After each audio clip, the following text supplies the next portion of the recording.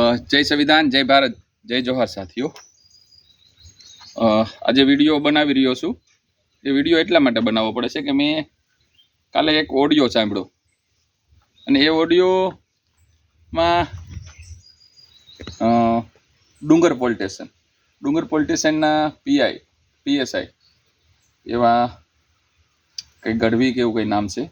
અમે ફોન પણ કર્યા ખૂબ, અને મારા મિત્રોએ પણ ખૂબ ફોન કર્યા, અને હાલ એમની જે કાંઈ કાયદાકીય પ્રોસેસ છે એ ચાલુ છે। પણ એમણે જે શબ્દો કીધા ને એ શબ્દોને લઈને મારે વિડીયો બનાવવો પડે છે, ને એમને તો કેવું જ નથી, પણ એમને કેવું જરૂરી છે કે એમને મેસેજ જતો રહે, એમની સાથે બીજા એવી માનસિકતા ધરાવનાર વ્યક્તિઓ છે એમના સુધી પણ મેસેજ જતો રહે કે એ કોઈ ટ્રક ડ્રાઈવરની સાથે સાથે એમના જે માલિક છે માલિકની જોડે વાત કરે છે ને એ ઓડિયો વાયરલ થયો છે। અને એમાં એ એવી વાત કરી રહ્યા છે કે આ દલિતોની માનસિકતા ખૂબ નબળી હોય છે। આ બે કોમ જે SC ST જે સમાજ છે એ ગમે ત્યારે બે કોમ બોલે છે એ કૂતરા જેવું એમનું જીવન હોય છે, હડકાયા કૂતરા જેવું। એ ગમે ત્યારે બટકું ભરીને એમની લાળ ચોંટાડે છે। એટલે આ એમની માનસિકતા જે હતી એના પેટમાં જે પડેલી મનુવાદી માનસિકતા હતી ને એ બહાર આવી, અને જે આ ખાસ કરીને એમની જે કહેવાય ને કે અંદર રહેલી જે આમ અંદર ઉભરાઓ બહાર નીકળી ગયા।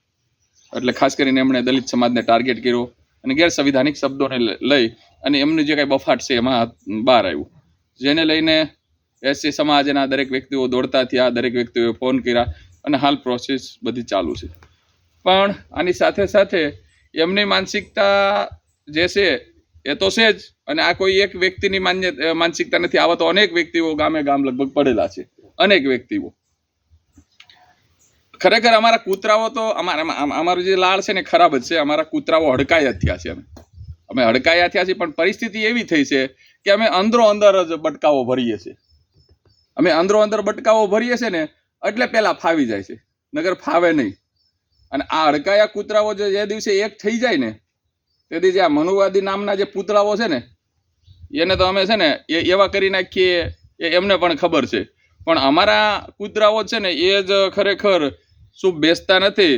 સોશિયલ મીડિયાના બેતાબ બાદશાહો ફાવે એવા નાટકો કરીને અંદરો અંદર બફાટાઓ મારે છે, કોઈને ક્યાંથી ક્યાંય ચડાવી દે, કોઈને ક્યાંથી ક્યાં ઉતારી દે એ કોઈ નક્કી નહીં। 2 રૂપિયાની પોટલી મારી અને ક્યાંથી ક્યાં હું બોલવા, કોના રેકોર્ડિંગો વાયરલ કરવા, કોના વિશે હું બોલવું, કોઈ જ ભાન નહીં। અને પરિસ્થિતિનું એ નિર્માણ સમાજની અંદર કરી દીધું છે કે એની ના પૂછો વાત। અમારા જેવા વ્યક્તિઓ રાત દિવસ કામ કરે છે, અમારે સોશિયલ મીડિયામાં આવવાનું જ ના હોય। અમારા આગળના વિડીયો આપ બધા જોજો કે જે સમાજ જાગૃતિ બાબતના જ હોય, પણ ના છૂટકે આ વસ્તુઓ અમારે કરવી પડે છે।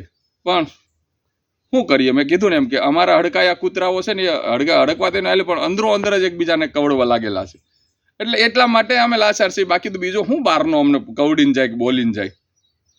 પણ અહીં પરિસ્થિતિનું એ નિર્માણ થયું। હમણાં મેં એક બેનર પણ જોયું, એક બેનર બહુ મસ્ત જોયું, વિઝન એ જ મિશન છે, તો બીજું બધું શું હશે? વિઝન એ જ મિશન। આ પરિસ્થિતિનું નિર્માણ થયું, બોલો, તો બીજું બધું તો ભૂલાઈ ગયું। હવે તો આગળના બધા મહામાનવો છે સાઈડ ઉપર મૂકી દીધા। વિઝન એ જ મિશન। હડકાયા કૂતરા ખરેખર સમાજની અંદર જ અંદરો અંદર એકબીજાને લાળું ચોંટાડી રહ્યા છે, એના હિસાબે અમારો સમાજ દુઃખી થઈ રહ્યો છે, બાકી દુઃખી ન થાય।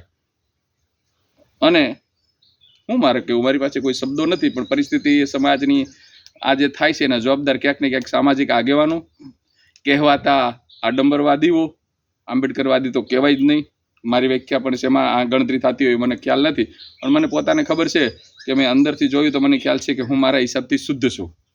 હા, કોઈને કહે ને કે ખરાબ ન કહે, પણ મને ખ્યાલ છે મેં જ્યારે શાંત ચિત્તથી જ્યારે જોયું ત્યારે મને ખ્યાલ આવી કે હું મારા હિસાબથી શુદ્ધ છું।